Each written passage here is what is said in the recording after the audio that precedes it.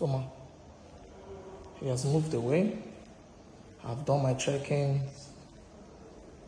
I think we're good now.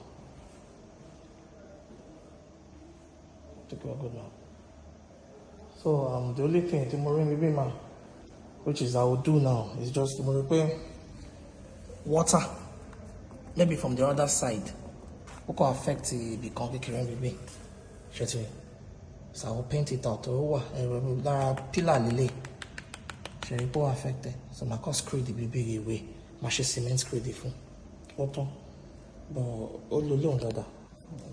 So you can have a glimpse of the house.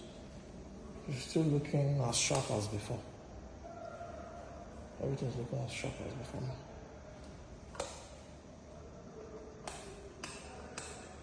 It's looking as sharp as before. Let me show you the kitchen. So I don't even continue so.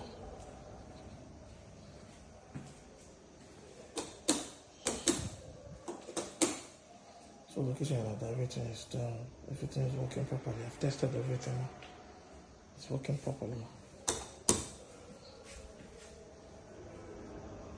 So I think we're good to go now. And I've tested the electronics, the TVs in each room. It's working perfectly now. So we're good to go now.